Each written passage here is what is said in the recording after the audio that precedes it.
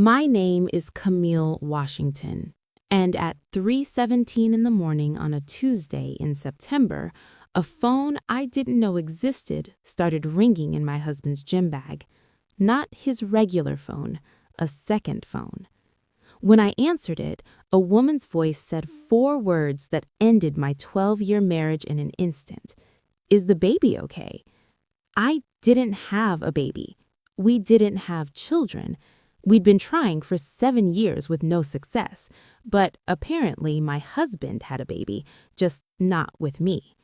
What I discovered over the next 72 hours wasn't just an affair, it was an entire second life, complete with a house I'd never seen, a child I'd never met, and a woman who thought she was his wife.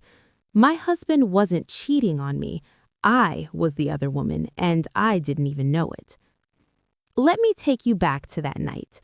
We lived in a nice 3-bedroom house in Stone Mountain, Georgia. I'm a nurse at Grady Hospital, working the night shift most weeks. But that particular week, I'd taken vacation days because my mother was visiting from Alabama. My husband, Darius, was a regional sales manager for a medical supply company, or at least that's what he told me. He traveled 3 or 4 days a week, sometimes more. Charlotte, Atlanta, Jacksonville, Birmingham, always different cities, always meetings and clients and conferences. I never questioned it because that's what he'd been doing since before we got married. That Tuesday night, Darius had come home around 10 p.m. from a day trip to Macon. He'd kissed me, eaten the dinner I'd kept warm for him, showered, and gone to bed. Everything was normal. Everything was fine until 3:17 a.m. when I heard a phone ringing. Not the ringtone I knew. Darius had some Drake song as his ringtone. This was different, a generic iPhone ring, muffled, coming from somewhere in our bedroom. I sat up in bed, confused. The ringing stopped, then started again. Darius was knocked out cold next to me, snoring like he always did. I followed the sound to his gym bag on the floor near the closet. I unzipped it carefully, not wanting to wake him, thinking maybe his work phone had fallen in there by accident. But when I pulled out the ringing phone, I didn't recognize it. It was in a plain black case, no cracks, no stickers, nothing personal, and it was ringing from a number saved as home. Not our home number. We didn't even have a landline. My heart started beating faster. Something felt wrong. The call went to voicemail, but immediately started ringing again. Whoever was calling was desperate to reach him. I looked back at Darius, still sleeping, still snoring. I stepped into the hallway, closed the bedroom door behind me, and answered the phone. "Hello?" I said quietly. There was a pause, then a woman's voice, panicked and breathless. "Darius? Oh, thank God. Is the baby okay? He won't stop crying and he feels warm. I think he has a fever." I couldn't breathe. I literally couldn't get air into my lungs. "Who is this?" I managed to say. Another pause, longer this time. Then, "Who is this? Where's Darius? Why do you have his phone?" Her voice had changed from panicked to suspicious, defensive. "I'm his wife," I said, and even as the words came out, I felt insane saying them. "I'm Camille. Who are you?" The silence on the other end was so thick I thought she'd hung up. Then she laughed. Not a happy laugh, a bitter, broken sound. "His wife? His wife? I'm his wife. My name is Janelle Harris, and we have a 6-month-old son together." The hallway started spinning. I put my hand against the wall to steady myself. "That's not possible," I whispered. "We've been married for 12 years. We live together. He's in our bed right now." 12 years? Her voice went up. "That's not possible. We've been married for 4 years. We live in Columbus. He's here every week. He's my husband. He's my baby father. What the hell is going on?"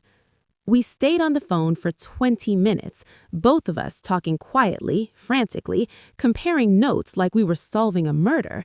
And in a way, I guess we were. The murder of everything we thought we knew. Janelle told me Darius came home to Columbus Monday and stayed until Thursday morning. He told her he worked in Atlanta and had to be there Thursday through Sunday for his job.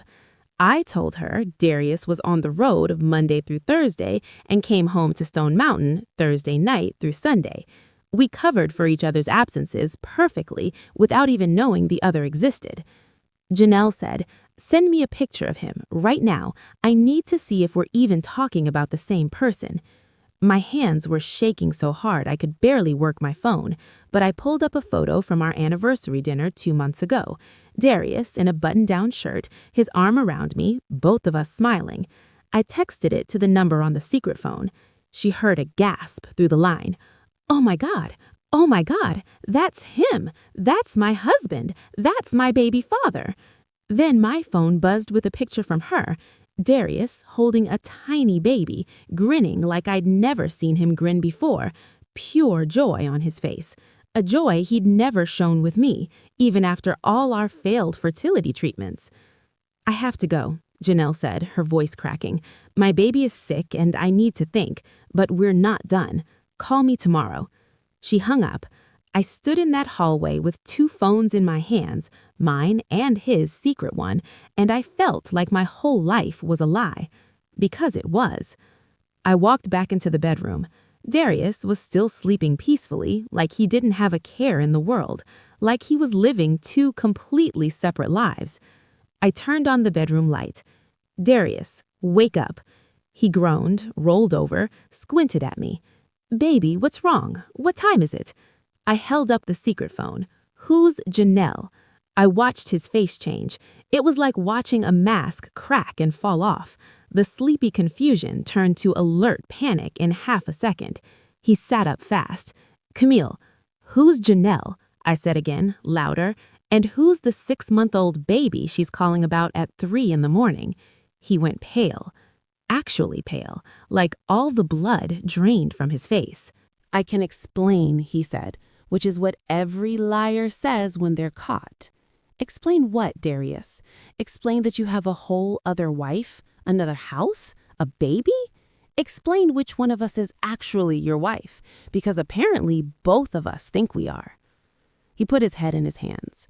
For a long moment, he didn't say anything. Then, "Her name is Janelle Harris. We met 4 years ago at a work conference in Columbus. We started seeing each other. It was supposed to be casual, but then she got pregnant. She wanted to keep the baby. She wanted to get married." "So you married her," I said, my voice dead and flat, "while you were already married to me?" "I never filed the paperwork," he said quickly, like that made it better. "The marriage to Janelle isn't legal. You're my legal wife, but she doesn't know that. She thinks we got married at the courthouse. I showed her fake documents." I actually laughed. I couldn't help it. The absurdity of it all. "So you've been lying to her about being legally married and lying to me about having a whole second family for 4 years? How, Darius? How was that even possible?" He told me everything. Once he started talking, it all came pouring out like he was relieved to finally tell someone. The job that required travel was real, but he'd manipulated his territory to make Columbus a regular stop. He'd rented a house there, told Janelle he owned it. He split his time perfectly, Monday through Thursday in Columbus with her, Thursday night through Sunday in Stone Mountain with me. He had separate bank accounts, separate credit cards, separate everything. Janelle worked as a dental hygienist and thought Darius contributed to their bills, but really he was just paying for everything with money from accounts I didn't know about. He'd been skimming from our joint savings for years. The fertility treatments we'd been doing, he'd been sabotaging them. He never wanted kids with me because he already had one with her. He'd been lying to the doctors, switching out samples, doing everything he could to make sure I stayed childless while he played daddy in Columbus. "Why?" I asked him. "Why not just divorce me if you wanted to be with her?" "Because I love you both," he said, and he actually looks like he believed it. I couldn't choose. I didn't want to lose either of you. I told him to get out. Right then, at 4 a.m., I told him to pack a bag and leave. He tried to argue, tried to say we should talk about this, work through it. I threw his secret phone at him. It hit the wall and cracked. "Get out of my house," I said. "Go to Columbus. Go to your other wife and your baby. I don't care where you go, but you can't stay here." He left. I called Janelle back as soon as the sun came up. We talked for 2 hours. She was devastated, furious, broken. Her baby really did have a fever. She'd taken him to urgent care at 5 a.m. Darius hadn't answered any of her calls on the secret phone because I'd cracked it. She'd spent the whole night terrified and alone, thinking something had happened to him. We decided to meet in person, halfway point between Columbus and Atlanta. We met at a Cracker Barrel off I-85 3 days later. It was the strangest, most painful experience of my life, sitting across from the woman my husband had built a whole life with. She looked tired, heartbroken, like she hadn't slept in days. Neither had I. "I don't hate you," Janelle said first thing. "I want to, but I can't. You didn't know. Neither of us knew." "I don't hate you either," I said. "I hate him." We compared everything: stories, timelines, photos, financial records. Janelle had brought bank statements that showed Darius had been taking money from me to support their household. I'd brought our marriage license, our tax returns, everything proving I was the legal wife. "What do we do?" she asked. "Do we call the police? Is this even illegal?" "Bigamy is illegal," I said, "but he wasn't technically married to both of us. The marriage to you was never filed, so legally, I don't know what we can do." We sat there in that Cracker Barrel for 3 hours, two women who'd been betrayed by the same man, trying to figure out how to put our lives back together. Janelle's baby was with her mother. She showed me pictures. He was beautiful. He had Darius's eyes. I felt this strange mix of emotions, grief that I'd never have that, anger that Darius had given her what he denied me, and something like solidarity with this woman who'd been lied to just as much as I had. That was 9 months ago. Darius lost everything. I filed for divorce immediately. Janelle kicked him out and filed for child support. DNA tests proved the baby was his, not that there was ever any doubt. His company fired him when the truth came out because he'd been falsifying expense reports and timesheets for years to maintain the double life. Last I heard, he was living with his brother in Decatur, working some low-level sales job, paying child support to Janelle and alimony to me. His whole carefully constructed world collapsed in 72 hours. Janelle and I stayed in touch. I know that sounds crazy, but we became friends. Not close friends, but we text sometimes, check in on each other. She sends me pictures of her son occasionally. I always tell her he's beautiful, because he is. I'm in therapy now, working through the betrayal, the lies, the 7 years I spent thinking something was wrong with me when really my husband was sabotaging our attempts to have a baby. Some days are harder than others. I'm 41 now. The dream of having children is probably gone, but I'm rebuilding. I'm dating again, slowly, carefully, with about 1,000 trust issues I'm working through. But I'm here. I survived. We both did. And Darius, he lost 2 wives, a son he barely gets to see, his career, his reputation, everything. That's what happens when you try to live 2 lives. Eventually, they both collapse, and you're left with nothing.